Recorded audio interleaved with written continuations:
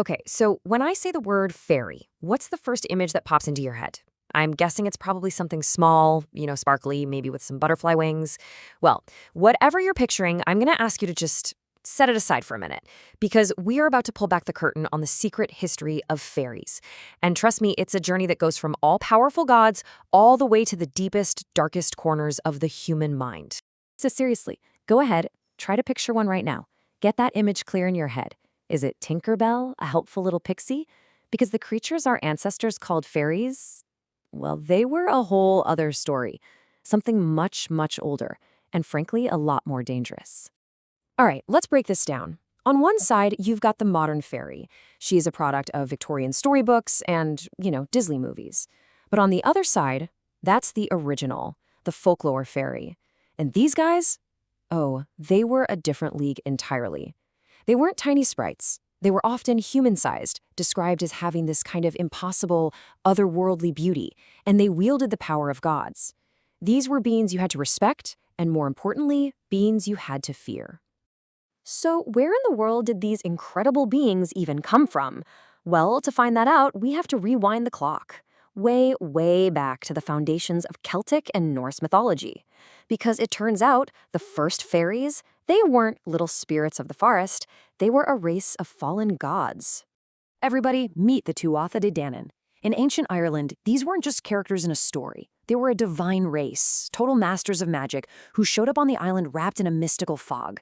They weren't just fairy-like, no. They were the gods. They were wisdom, nature, abundance, the whole shebang.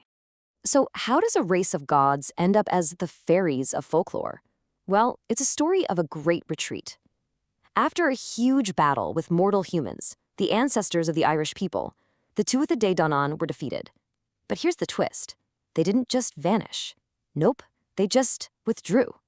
They went into the other world, a kind of parallel dimension hidden just under the surface of our own, inside ancient hills and mounds. And from there, they became known as the Sea, the fairy folk, who were still believed to watch over the land. And you know what's wild? This wasn't just an Irish thing, not by a long shot. If we hop over to Norse mythology, we find something incredibly similar. Among the famous 9 realms of the world tree, Yggdrasil, there's a place called Alfheim, which literally means elf home. And the old Norse texts, they paint this incredible picture of Alfheim. It was home to 2 kinds of elves. First, you had the Leos Alfar, the light elves, who were said to be more beautiful than the sun itself. But then, you had the Duk Alfar, the dark elves, who were blacker than pitch and lived deep down in the earth. So right there, even in one mythology, you see this powerful duality. You get beauty and terror, light and darkness, all wrapped up together. And that duality, that's everything. Because dealing with the Aosio, or the elves, well, it wasn't a friendly chat. It was a dangerous game, with really high stakes, and it was governed by a very strict set of unwritten rules. Rules that, if you broke them, could lead to absolute disaster. So, here's your survival guide for a fairy encounter. Rule 1, never ever eat their food. It would trap you in their world forever. Rule 2, don't take their gifts, because they always came with a hidden price. Even simple stuff like throwing out your dirty dishwater at night had rules. You had to shout a warning first, just in case a fairy was walking by. And the biggest rule of all, you had to respect their space. And the most famous of these forbidden spaces, of course, is the fairy ring. If you were a mortal and you stepped inside one of those circles of mushrooms, you were stepping out of time itself. You might think you were dancing for just a few minutes, but you'd come back to our world and find that years, or even decades had gone by. Or worse, you might not come back at all. But of all the fairy folklore, there's one story that is maybe the most terrifying and also the most heartbreaking. And that's the myth of the changeling. Because this story, it isn't just about supernatural monsters.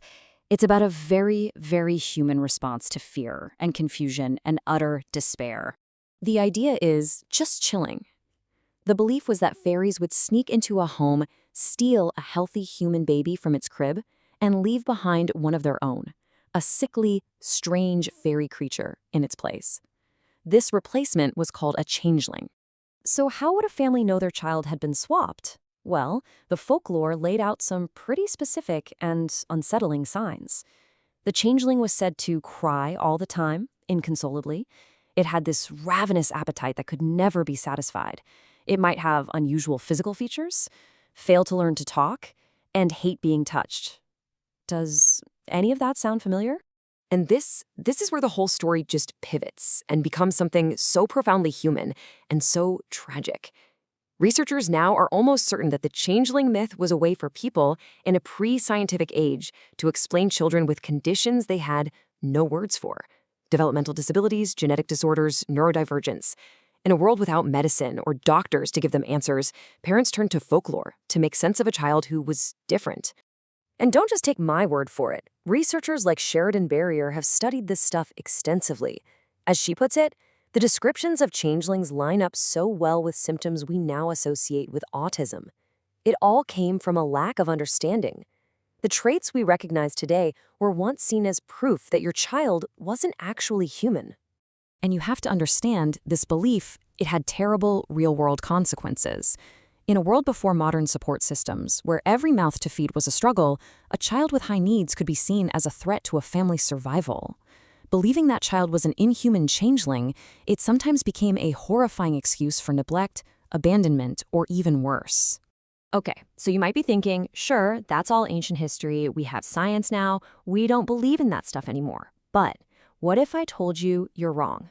All over the world, especially in places like Ireland and Iceland, these ancient stories are still very much alive. They're still shaping the world around us.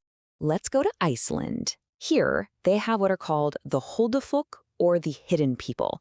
And these are basically the direct descendants of the Old Norse elves, supernatural beings who live in an invisible world that exists right alongside our own. And for a lot of people, they aren't just characters in a fairy tale, they're real, they're neighbors. And look, we're not just talking about a few people. We have actual data on this. A survey from just a couple of years ago found that of Icelanders who gave a straight yes or no answer, a full 35% said they believe in elves. Now, that's not a majority, but think about that. More than a third of a modern, developed nation holds this belief. This isn't just history, it's happening right now. And this isn't just a passive belief either, it has real power. There are tons of documented cases in Iceland where huge construction projects, we're talking roads, buildings, have been completely rerouted to go around rocks and hills that are believed to be the homes of the Huldufólk. Even the National Road Authority has had to deal with it. So what's going on here? Why does this belief have such staying power?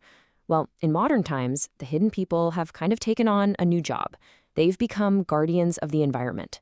So respecting their homes has become a powerful way of showing respect for Iceland's incredibly unique and fragile landscape. The folklore has actually evolved to serve an ecological purpose. Which really brings us back to this one big question. When you look at the whole story, from gods who ruled a nation, to a tragic way to explain human difference, to modern-day guardians of nature, the story of the fairy is really the story of us, isn't it? It's a reflection of how we see the world, how we try to explain the unexplainable, and how we find magic in the world around us. Our oldest myths, they're not just stories about them. They're a mirror for ourselves.